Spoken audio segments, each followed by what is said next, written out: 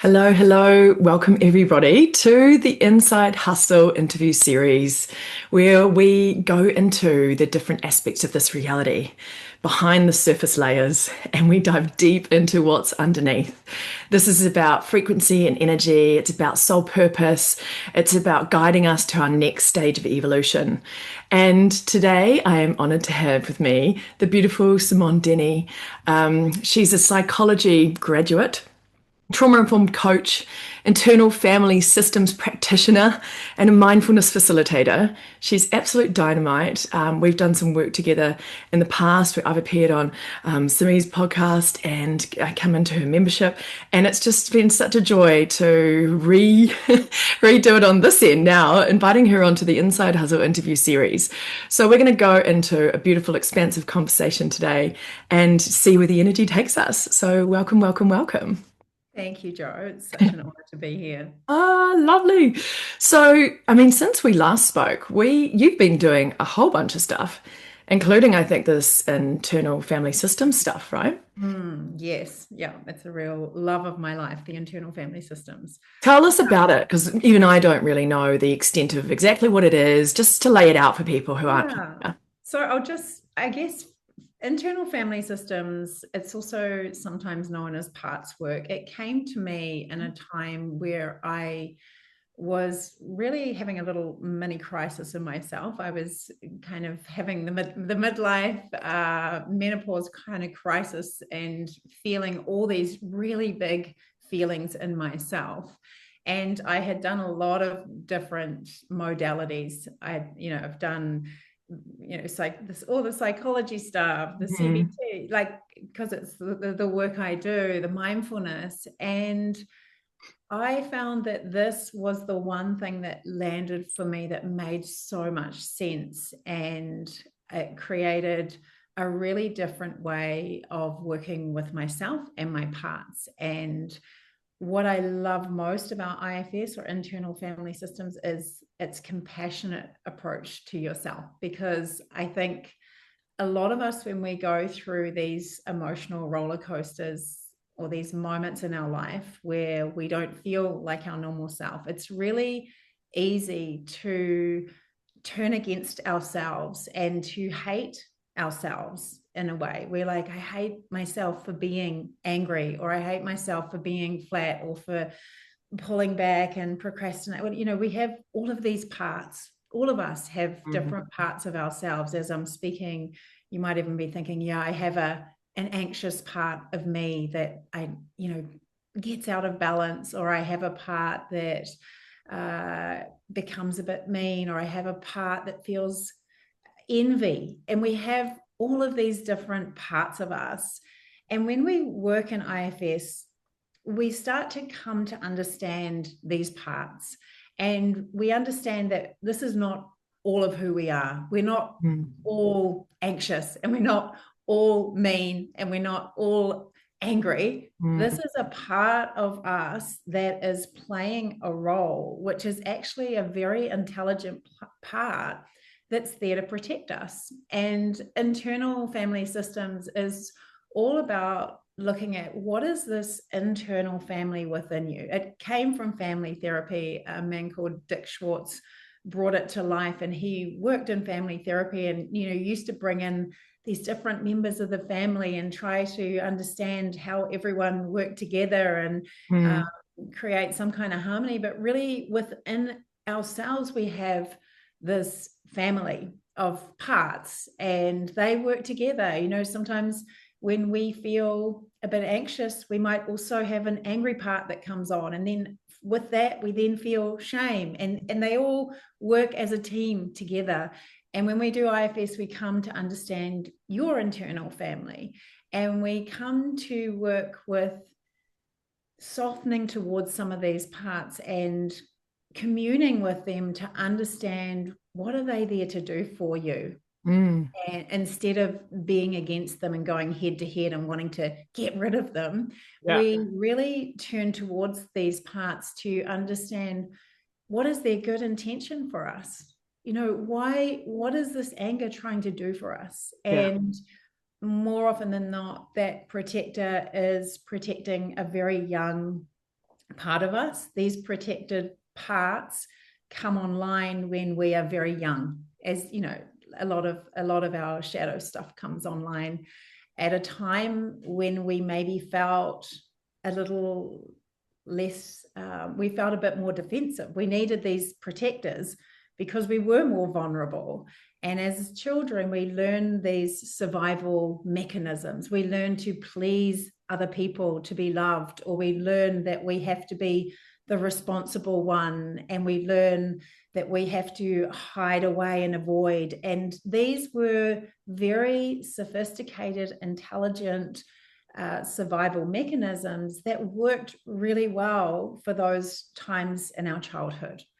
The thing that happens is that these parts get out of balance. And I feel like this time in midlife, for me personally, it's when we get to really see these parts get out of balance and we feel this frustration. It's like, oh my gosh, why do I always react like that? Or why am I so controlling? Or and it's starting to understand the why and starting to help these parts relax back and make them feel safe enough, and your system to feel safe enough that they can step back a little bit and you can be more in what we call self energy, which is who, you know, you can call it your divine essence, you can call it your True true self. self. Yeah. You know all of this, Joe. So it's how do we return to who we are without all of our protectors? Totally. Yeah, so when we're working with the parts, we're really working from this place of self, which has a lot of capacity to hold ourselves. It has a lot of compassion. It has connection. It's calm. It gets to really work with younger aspects of ourselves to make them feel seen and heard and safe again. So that's quite an elaborate explanation of kind of the bones of IFS. Yeah, beautiful. I mean, it really it's about like almost getting to the bolts of like the true definition of self-love and having self-loving practices within ourselves, because it is accepting and not resisting those parts of us that show up when we might be in a weak moment, or we are unbalanced, or we're going through, you know, different life stages and the changes that we go through at this stage of our lives, you know, as women. All of those things, I feel it's so important. It's not, self-love isn't like, oh, just making sure you go exercise every day, or, you know, running a special bubble bath every now and then and treating yourself or to a massage or whatever. It's not about that at all. It's like when you are at your most brutal time of pain, or in shadow, or in one of those highly traumatized kind of states where we might be acting out and not really who we are at all, are we able to hold ourselves through all of that? Absolutely. And I think I could never really understand this concept of loving your whole self, because people would say it all the time, like, you have to love all of yourself. And I'd be like, I can't love all of myself. And I don't know if we can come to love all of No. ourselves, but what we can come to is to understand and to have compassion for all parts of ourselves. We Yeah. soften towards these parts and come to have an appreciation of how hard they work for us to try to keep us safe. And yeah, so it made a lot of sense for me to see it as a very, you know, as a way of softening towards ourselves. Yeah, for sure. I mean, there's so many things to be hard on ourselves about in this way this society is constructed. And I think if you are buying into one level of, you know, reality, like I feel like back when I was in my big corporate career days and stuff, like I was definitely playing in that level of reality, of which I chose to move out of that and create a different one, which comes with its own challenges and things as well. But you know, it's definitely a repurposing of one's values and really fine tuning what is of true importance based on that relationship with the true self, not the false self, I think. Oh my goodness, 100%. I really resonate with that.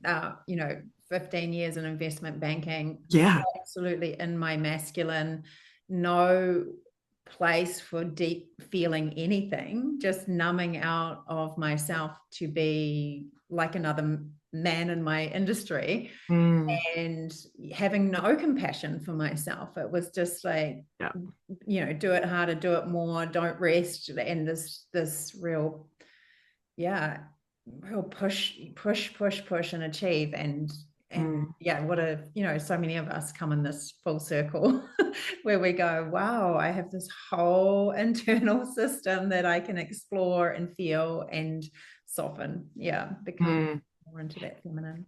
Yeah, it's so interesting because as I think we go through just life in general, we do come to these points of reevaluation. Like I did it when I left New York and went and did the Camino and whatever, and was reevaluating if I wanted to be in that corporate space. And then, I had it again probably when I got back to New Zealand, and then my father passed away, and then I was like, just got getting on to publishing my book, and now I feel like most recently I've also been in that kind of reevaluation again. And it was interesting. I was just in New York recently for a friend's wedding and catching up with dear friends, and it was interesting how a lot of them were seeing like what I was just launching and just doing now with this whole new land thing, and it was causing them to pause and think about what they are wanting for themselves in the next while, and are they wanting to be on the New York treadmill, for the rest, but they've also got these ties between,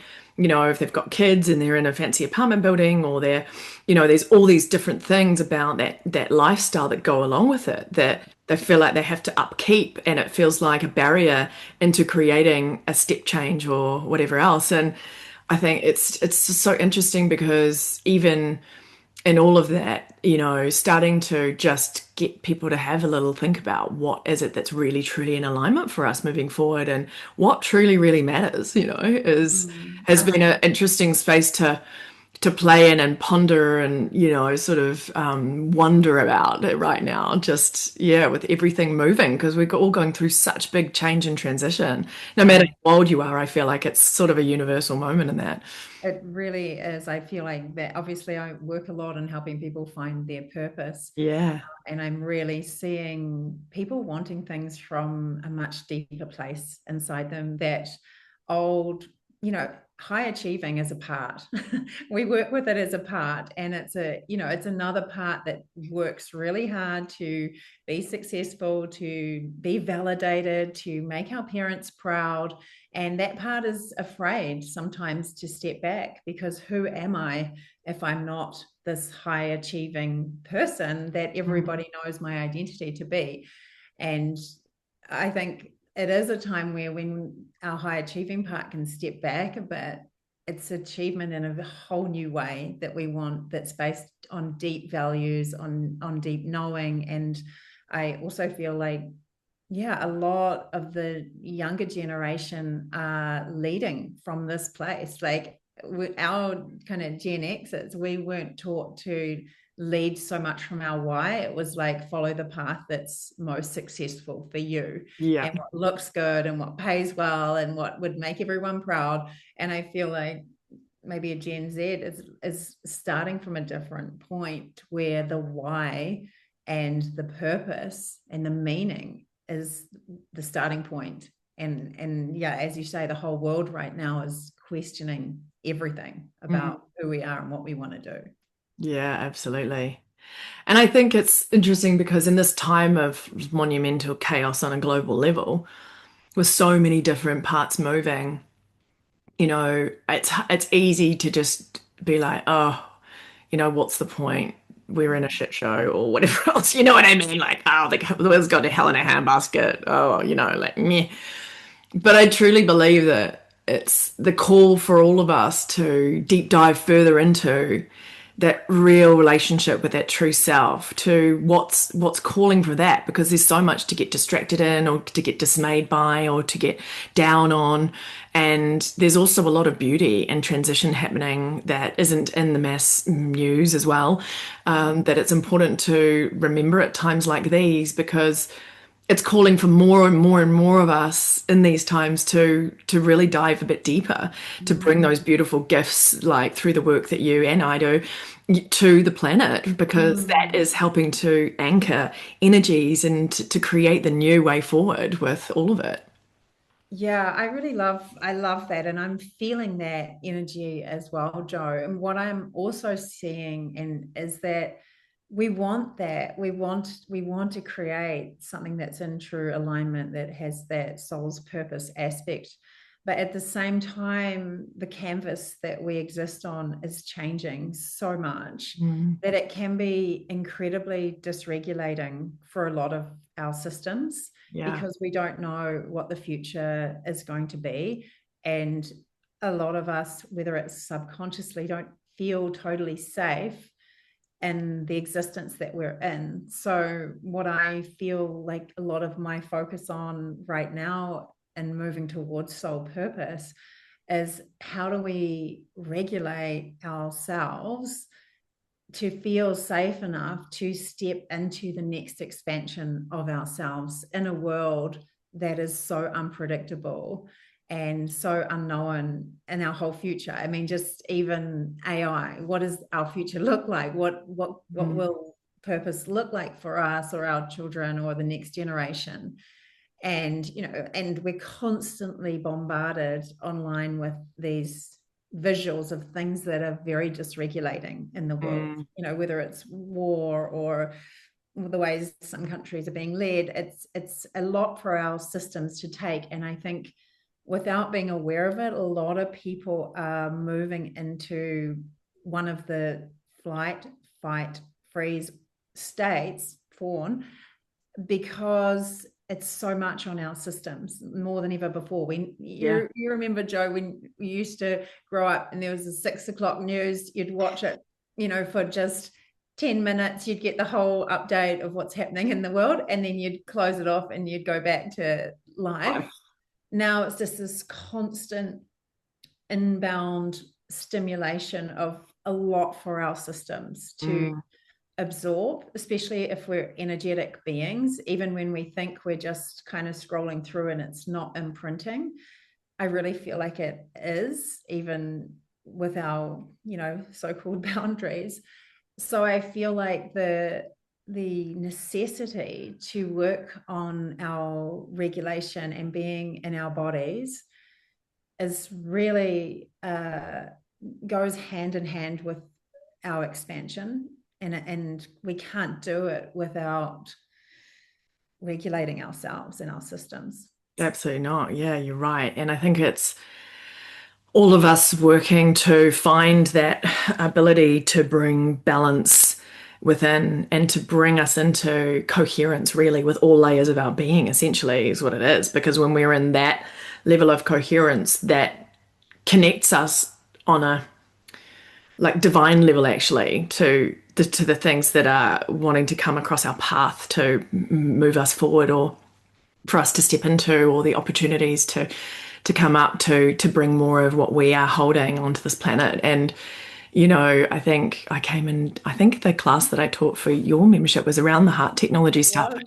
The Yeah. heart is just like in this time, like I can't, that tool for me is what does what you're talking about. Like you can't be in the head and the distraction and then like, the try and figure it out, like because it's just not that's just playing a game that's such like energy is just going out, as you say, and because of all this energy coming in, and therefore you're still kind of in an imbalanced state. But when we drop down into this space, Mm. that actually does take it out of that. It just that all dissipates actually, because there's a true knowing there that Mm. goes beyond any kind of understanding or linear way of trying to interpret or work out this reality and what's going on and what's right and wrong and good and bad and all of that, which Mm. is all part of the constructs that we're actually moving out of, and hence the crunchy chaotic time. But Exactly. Yeah.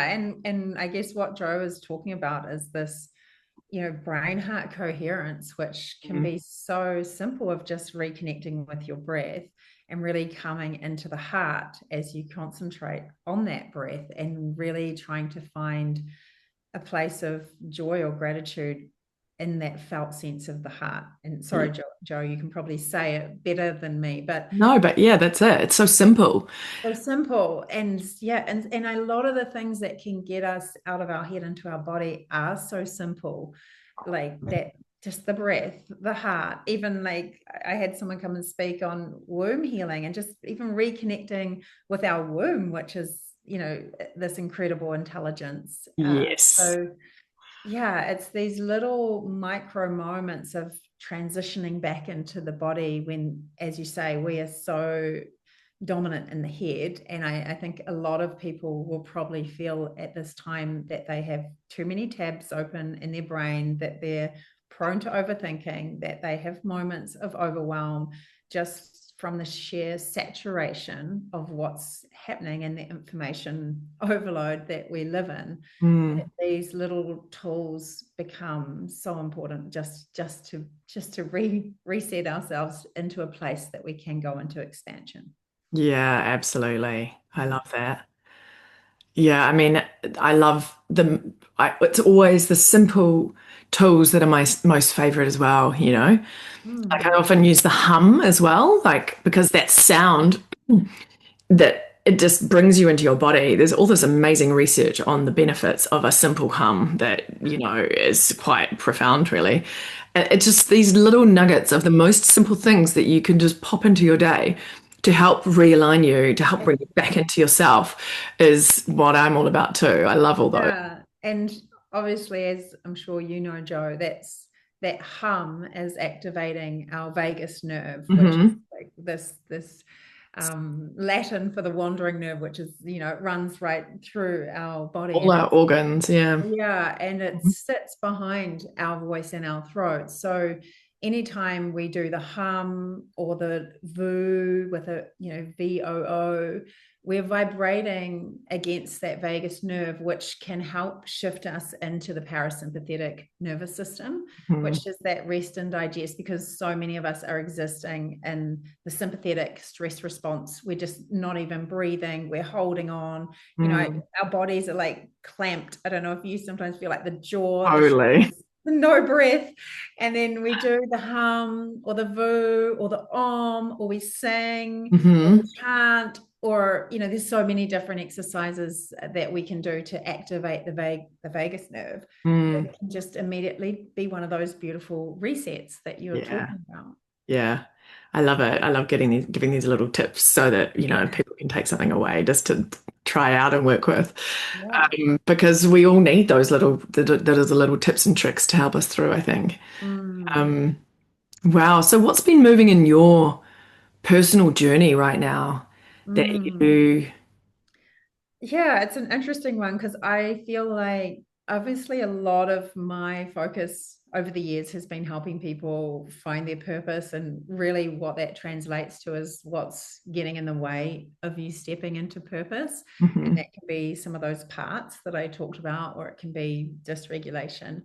But I really feel a call right now to work in the space of midlife and really help women. And I mean, it's just evolving for me as I'm speaking, but it's helping women navigate this great rewiring of our whole system Mm. into this next evolution of ourselves. And this for me is my own journey I've been on. I kind of transitioned into this next phase quite, what I felt like, quite early for myself in Mm. terms of going through menopause. And what I've noticed is our rewiring really changes the way that we're thinking. So that I just said as we started this talk with Joe, it's we have to rely on different senses. Like Mm. the old way of thinking, what am I going to say, thinking how can I plan, thinking of how to present, it literally just doesn't happen at this kind of, well, I'm noticing for myself, is like there is this push towards, you have to trust your own wisdom. Mm. You've earned the right to show up in a different way. Your brain is currently rewiring into your wisdom years. And during that rewiring, it's very confronting and frustrating because our memory, we have these mind blanks, we have this fogginess, we're in the middle of a sentence and it's just a pattern interrupt and we can't remember. And as people who have been very reliant on their intellect and on their thinking power, and in a world that really values thinking, it's very confronting to start to, I'm not going to use the word lose. I'm just going to say to have this, what I call a recalibration of our brains, because we've suddenly got to rely on a very different part of ourselves, which is like this deep knowing and deep wisdom. Mm. And I think a lot of us resist it. A lot of us feel frustrated about it. A lot of us see all of the negative aspects of going through this transition into what we call the enchantress phase of life, which is actually a really potent time of life for women. We're not yet in the crone phase, which is the old wise woman.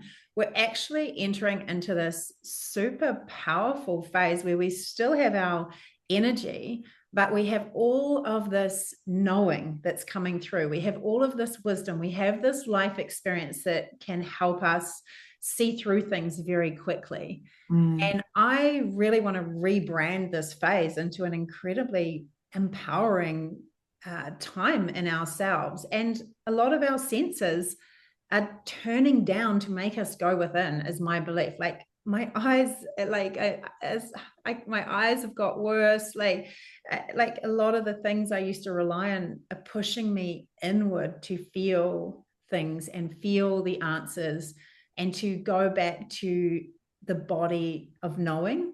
Mm. So I guess for me, I'm very passionate about helping women come into the second act in a way that feels empowering, but also helping them to understand, who am I now? What is my identity now? And consciously choosing that rather than going, I've missed the boat. I'm like, I'm old. I'm like, the negative thing of like, oh, I should have done, or what's everyone else doing? And now I'm just like feeling tired. I'm feeling all the negative aspects of this phase. So yeah, I think I'm very passionate about really helping women evolve into this new phase in a really powerful way. Beautiful. I love that. And I love that there's actually so much more energy around. And I don't know if it's just because, I'm myself just turned 48 and it is about a little bit of a life stage thing, but there's so much more energy and information out there right now than I don't remember my mum talking about anything like this. And the different aspects and the energetic representations and the archetypes and the and just the support that is required and the different way of looking at things and not judging oneself for these shifts and changes as they go. And yeah, it's really heartening to see it becoming a passionate space for people to inhabit, to help others, and to bring light to a lot of it, because I do feel like it is only in the last, however many years Yeah. that it's sort of started having a voice at all. Totally. I would say 5 years ago, Yep. no one was talking about it. Totally. Totally. Yeah, like when I was in that perimenopause phase, I had no idea that that's what was going on for me, Mm. because there was no memes and posts and in summits and forums like there are now, which is incredible, because we need to be embracing and understanding what's happening in this phase. Yeah, absolutely. Mm. And it's just part of the evolutionary process, right? And we came into this life in these human vessels for us as women, Mm. which is part of the reason why we did this, why we came here, and to inhabit this space and to, really dial into these areas with new voice, new life, new energy Mm. as we go, I think. So it's, yeah. Yeah, and I love like what Maya Angelou says. It's like, you came into you were given your crown, put it on your head and wear it. Like we all have a purpose within us. We have our soul's purpose. And this is your like opportunity, I think, to really stand in the power of that and stand in your light. Like we only have this one life to really Mhm. to have that unique essence that we talk about. That I often think about our fingerprints, that it's so incredible that no two people have the same imprint on the Totally. entire world. And everybody is like, what's your fingerprint in the world? Like, what is it that you're here to express? Because you've been made differently for a reason. And Hmm. so many are, we're looking at everyone else going, I want their fingerprint. But it's like the part of our role on this earth is to find what is that unique essence and how can we share it with others. And that's really where we find the purpose, is Mm. how do we take what is truly ours and what's unique and what we love and what we're passionate about and what has always been inside us, and it often shows up when we're kids, and how do we bring that to be of service with others, to others. And I'm sure your own journey, Joe, you can see how that's evolved in yourself, those little gifts and aspects of yourself that have always been there, and now how it's what you do and how you give and how you create meaning and how you offer these beautiful gifts that you have to others. And even just through your book and your writing is just an incredible service to Mm. others. Mm. Yeah, it's interesting because, people were asking me when I'm in New York, like, oh, so how's it going? How's your business going? How's it, and it's almost like it's been wanting to be looked at through the same lens of, back in corporate life where it doesn't really work like that. And I sort of find myself often saying, well, yeah, it works totally differently. And my life is rich in other ways than it was never before. And that's the richness that is important to me. And having people come and say, and you'll probably have the same thing, wow, this book changed my life, or this course has altered my reality in ways that is just phenomenal, or, wow, this has just completely shifted my trajectory and set me on a new pathway and I'm absolutely loving it, or whatever it is. And that is so beautiful in the energy of how we can be there and receive that, because it's not about quantity, as you say. It's a different set of stuff. It's not quantity. It's a different kind of essence, and it's also the integrity of that essence that comes through from others in the reflection back to you that is super, super beautiful. Yeah, and I think a lot of us start out life wanting to create from the outside in. We're wanting to, tick all those boxes. And when people say, "What have you been doing?" We've got to have really interesting answers of achieving this and going on holiday here, and it's all the external stuff. And as we start to land into ourselves with age and with growth and with work and awareness, we get to create from the inside out. And that's where we find our deep joy and our meaning and fulfillment. And I think that's what I'm hearing from you, is like you get to create from the inside out, and then people mirror back what's that inside look like. Hmm. Mm. It just, for me, that's worth so much more than any monetary, Mm. any I don't know. It's just a different level of appreciation and gratitude for that, you know? Yeah, we're not trying to augment ourselves with these external things, because No. often it's when we have accepted more of ourselves and we feel worthy of receiving as well. And we're not kind of on the search for these external things we think are going to make us feel happy, because we all know that's not. I've worked with enough high flying lawyers or corporates, or being one myself, where we're chasing and chasing and trying to get that feeling, and we're trying to do things for a feeling that we're craving, Mm, instead of working on how do I bring that feeling in right now, how do I start with the feeling and then looking at how that expands out. exactly. Mm. Yeah.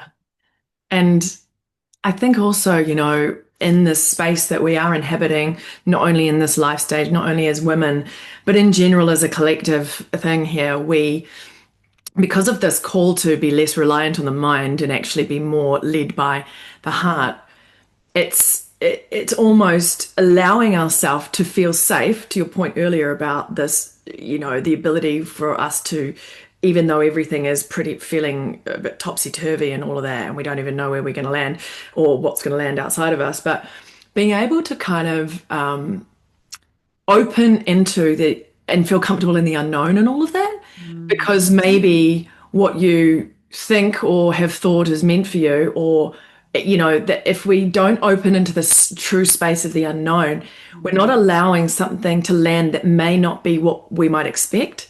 Yes. And just being able to, I really do feel like everything is orchestrating, and the more I sort of lean into that, the more I allow myself the space of like not knowing, and putting aside everything I think I know Yeah. to drop Yeah. into an opening for the energy of my soul energy or my true self or whatever to guide me forward in some way, or to bring something in to meet me or whatever. But I feel like it's more, everything has been pushing us, tweaking us, moving us into that space that which still isn't easy No, sometimes. no, I really love what you said there. And I think this is the role of light workers moving forward, is to be able to sit in the deep unknown, sit in the deep discomfort, to not only hold yourself, but to hold others, and to actually help people to be comfortable in this discomfort. And a lot of us are on the run from discomfort, whether it's on the macro of what's happening in the universe or just in our own living room. We are trying to run from discomfort. We're numbing it out through scrolling our phone, or we are eating the discomfort, or we're drinking a bottle of wine a night, or we're just in freeze where we can't move forward. We're kind of procrastinating because it's just too overwhelming. And I think the way to move through that is to, like you say, just sit in it and be okay with not knowing, be okay with sitting in the discomfort.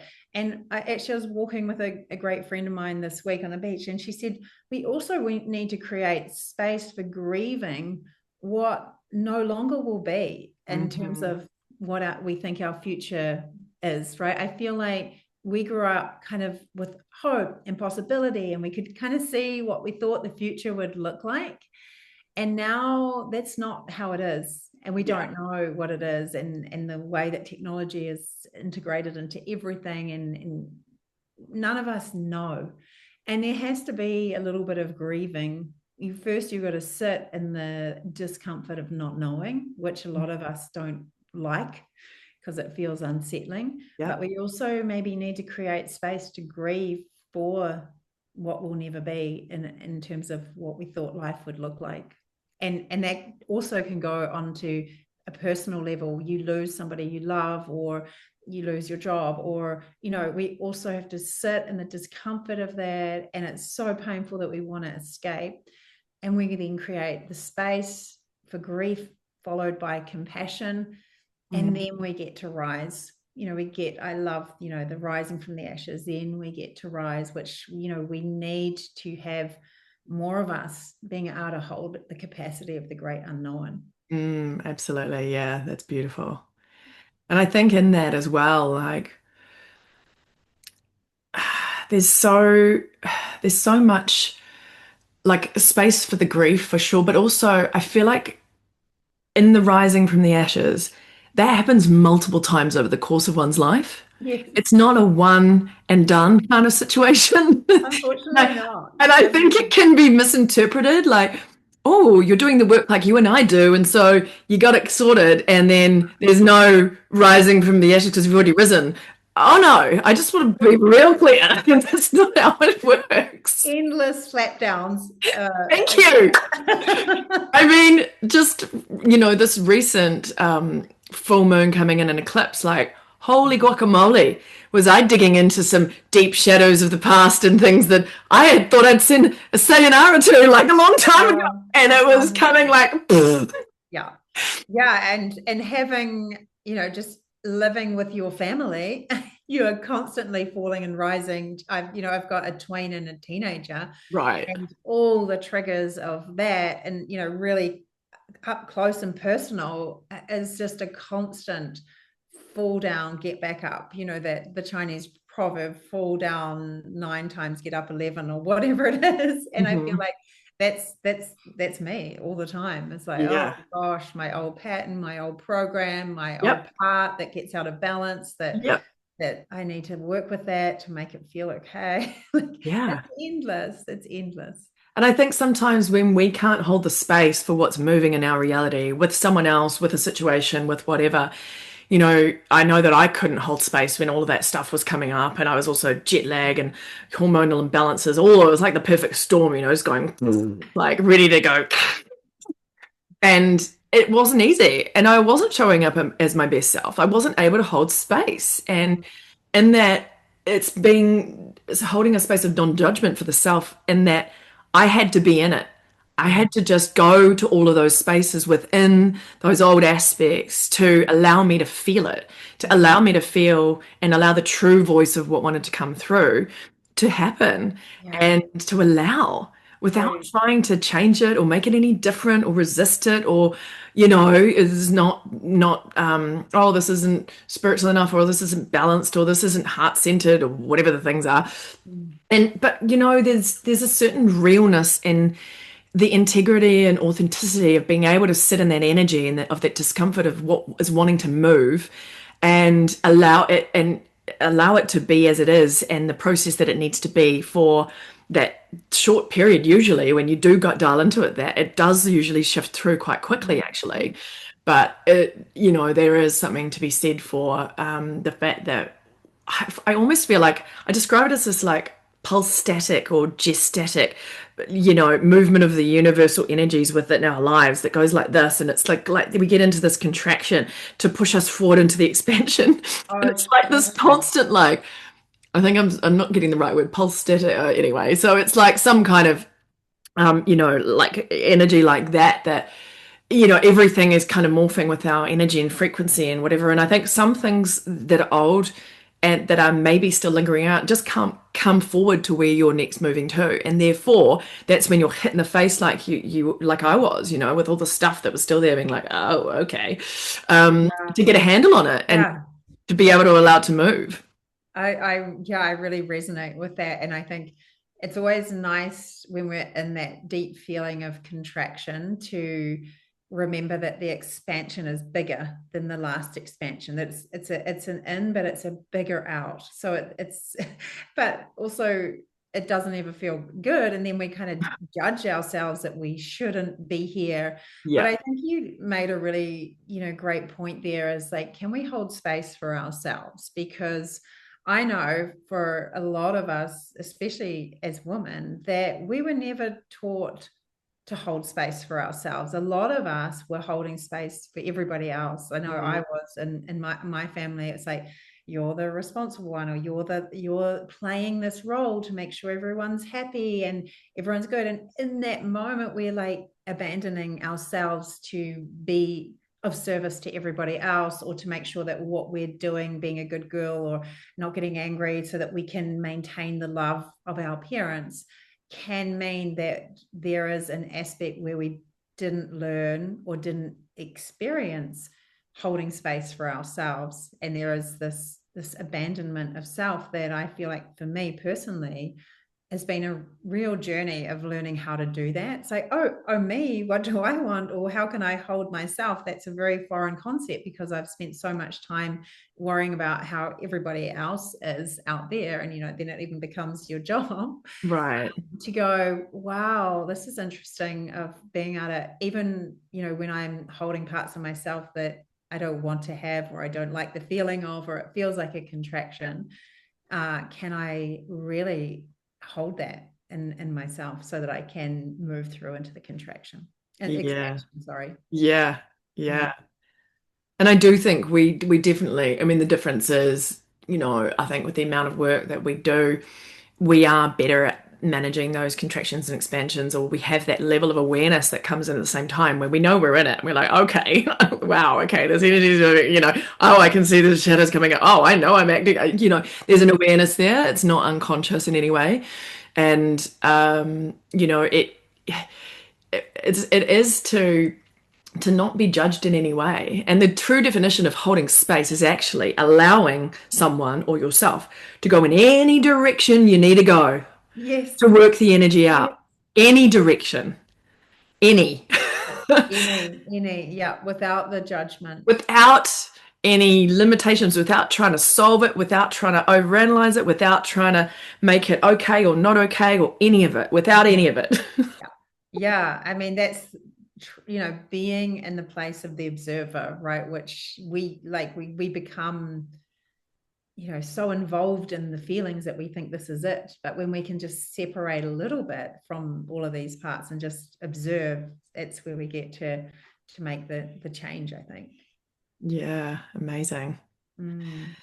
And what do you think, like the level of everything happening on a global scale, or even in New Zealand right now? What's your read or your take on it, in the level of awareness that you've come to with all these incredible practices and studies that you've done over the course of, your life thus far? I mean, what's your personal take on everything? Yeah, I mean, I feel like we're in uncharted territory right now. And I feel like our brains have not caught up with the pace and intensity of life. And they were actually never designed to be having the amount of input or stimulation that we find ourselves in right now.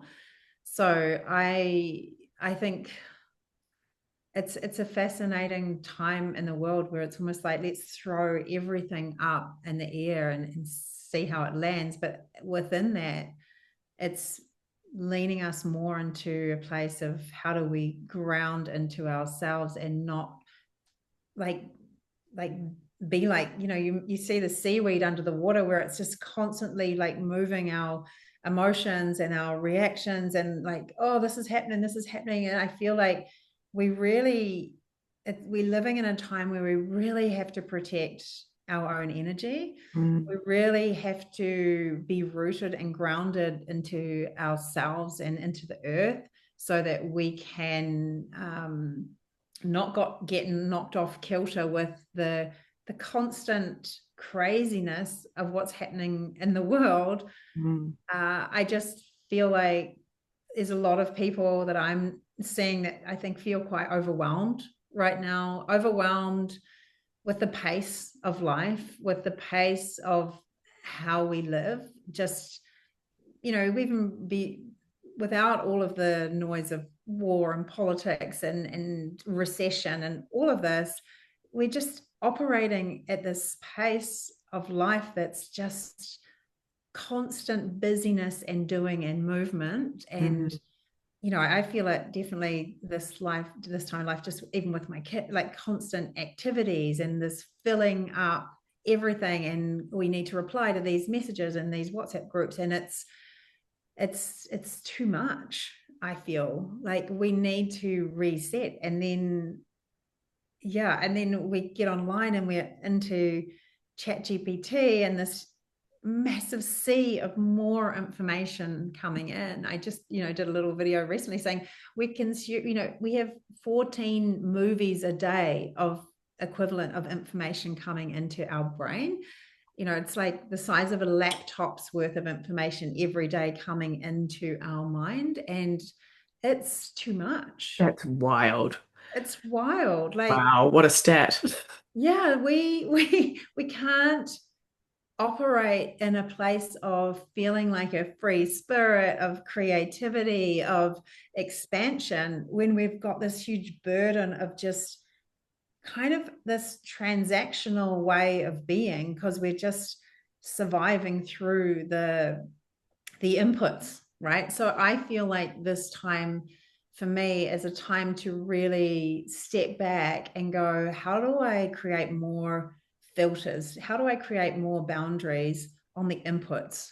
Uh, Mm, and it's so hard because a lot of the things that are inputs are designed by psychologists to make us addicted to them. yeah. So there's the apps and there's the social media and there's all of it, and this idea that we should instantly reply on all of these areas of our life. So my takeaway is like, how do we put the bell jar over us and help to separate ourselves from the sea of incoming information, of always being plugged in, and with coming with ChatGPT is just more information. And this is a time where maybe we're moving out of the information age into something different. And I think a lot of us are feeling like we're at capacity.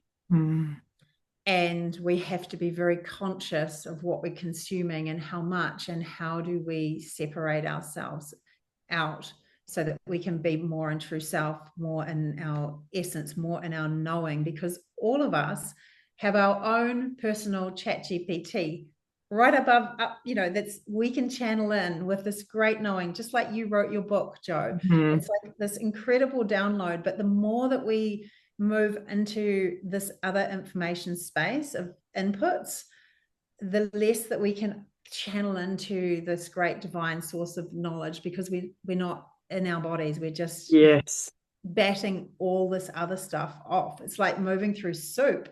So I guess my take is like, we need less information, we need less inputs, we need to just do these practices, or have these really strong boundaries that make our own space sacred for connecting to ourselves, connecting to divine, just being able to be creative, tap into all of these things that are getting put on the back burner because we're in a state of overwhelm.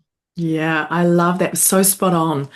And it does feel like the literal levels of overwhelm, overinformation, overstimulation, all of the overs, every single over. Yeah, I was thinking that. It's It's morning, I was like, like, there's so many overs. but it is almost a mechanism for us to pull out of all of these old systems and create the new. And that's the possibility and potential in all of this, right? Which I love, is because people are going to hopefully on a collective global level be like, okay, had enough. I can't actually handle that anymore. I'm going to go within here. I'm going to get my downloads and my divine information happening, be connected up in balance of my true self in a sort of self-management, sovereign kind of space, and then able to create the freedom and spaciousness within myself to be able to land and bring something forward that is anchoring in this new place, new energy, new societal systems, new ways of being instead of doing life, that are going to be the transition that tips us over and forward. And so I do kind of get that feeling about it, that it's almost like it's purposeful in its positioning right now to just pressurize us a little bit more into like pulling out of the system altogether. Yeah. Go back to basics. And I think a lot of people are, I think inside a lot of us have a craving of just getting back to basics, getting back to the land, getting back to spaciousness. Like that's definitely been moving for me. And the paradox is, when you slow down, you're able to speed up. But you speed up with a quantum leap. Yes. So it's like, when you get into like the flow state science and things like that one step in flow state equals a billion linear steps or something ridiculous. Like there's some crazy stat like that. And that's what we're talking about, is when we are in that alignment with the true self, the potential is just mind-blowing, because you are literally bringing in something that gives you the ability to literally quantum leap into a completely different version of yourself and reality and all of it, if we're willing to let go of all that old stuff that's in the way of it to get us there in a way. So yeah, I feel like a lot of the systems and constructs that becoming part of our everyday, whether it's AI or other things, I think are really interfering with our trust in ourselves, because we feel like something else has a better answer for us. Yeah. Right. So we're outsourcing our deep knowing into something else. And I think that's quite a dangerous place to be.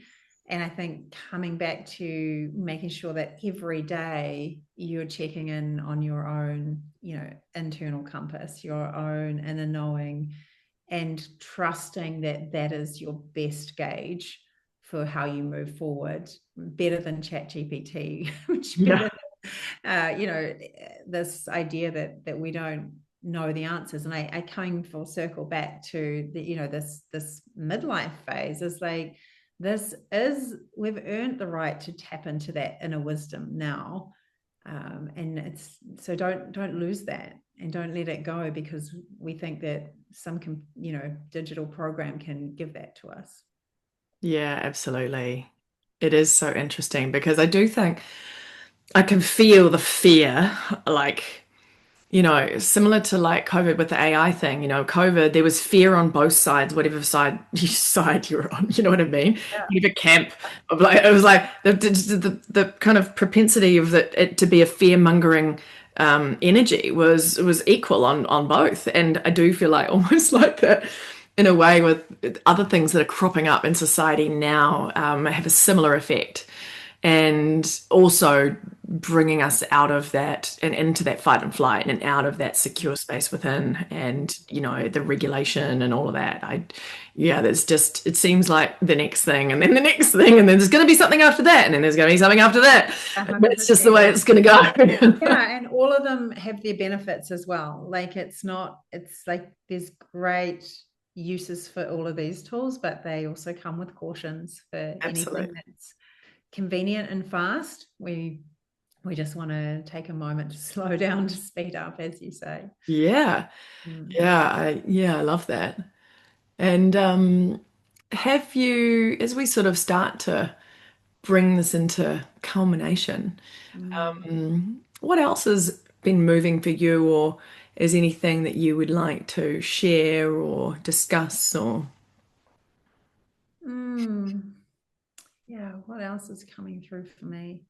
Yeah, I think for me, what I'm really noticing is, the need for the collective right now. And, as many of us know, there is a loneliness epidemic. And when we are alone, we feel a lot more of that dysregulation in our system. Mm, So I feel like the invitation to come together in old school, real life ways is incredibly co-regulating for our system, and all the science points towards that.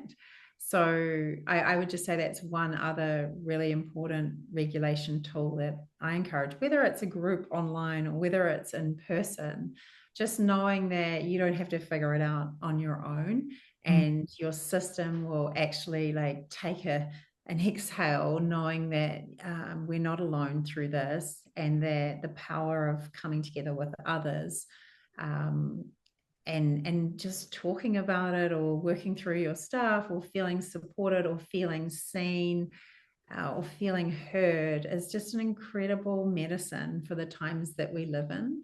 mm, And a lot of the way that the world is, being is that we need to go out less and less. We need to, less and less people go to the church as their Sunday meeting point, or the less people go to the supermarket, or even to classes, or whatever. They're all pulling back, and we're doing a lot alone. And I feel like that's not serving us or our society. mm. In terms of being in that regulated space for expansion. So I think that would just be probably my last point, that I would say we need to co-regulate to go into expansion.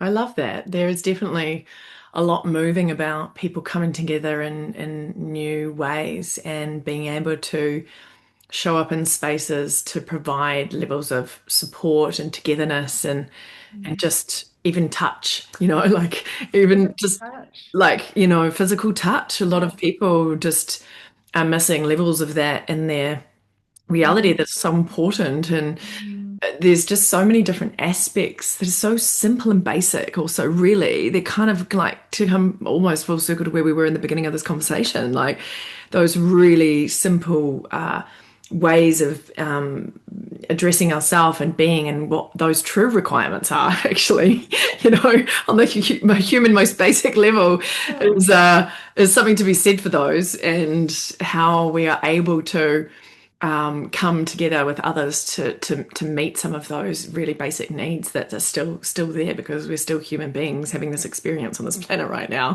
through it all. And I also would just add to that that I feel like this, I talked about the kind of rewiring as we go into these more of a wisdom years. I really believe that the rewiring is also moving us away from the individual and moving us towards collaboration. Mm. So I think any opportunities where we can collaborate is where we're going to find the richness and the meaning and the growth, and it will just feel like things are easier when we don't have to do them on our own, because I think we've come from a culture that, where you and I started in the corporate, it was all about how am I out there for me. And Mm. I think as I've got older, it's like, how am I in there for the we? Like, it's not just about me, it's working with others. And that's also, the divine feminine way is to work in collaboration. Yeah, and I think, that's a really good point that we haven't super touched on is about this feminine energy, whether you are in the masculine figure or a feminine figure right now, but everyone is having this return of that feminine energy in the way of being. And that is directly related to our heart. It's directly related to being instead of doing. It's directly related to the way that we receive information, what we rely on, what we are bringing through, and that uniqueness. It's so intrinsically connected to that uniqueness we all contain. And as you mentioned, the fingerprint, and also what I call the divine blueprint that we're all kind of got within us, that is so remarkable and no one else carrying anything like it, probably in the cosmos, actually. Mm. So it's yeah, something to be said for that, and to embrace that side of us returning. And I sort of find when I've experiencing things in my body, noticing, oh, there's something happening on the right side. Oh, because I'm needing, like the right side represents the masculine, and so I'm needing to, like, okay, well, where am I?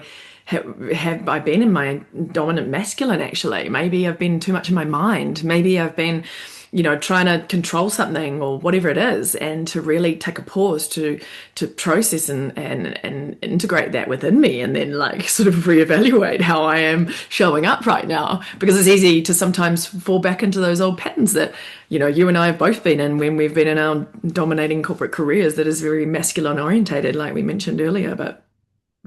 Absolutely. But yeah, it's a beautiful place to settle into, and it, I think, has so many untapped gifts for us right now in navigating these current times, that Mm. it's beautiful to allow them to unfold to surprise and delight us. Yes, yes, I love that word. And it is the unfolding, and not Yeah. trying to resist it or fight it, just Yeah. allowing it. Mm. Amazing. Well, thank you for being here and bringing your beautiful self and all your gifts and wisdom and all of it here today. And let everybody know where they can find you if they want to keep in touch and Mm. check out what you're up to.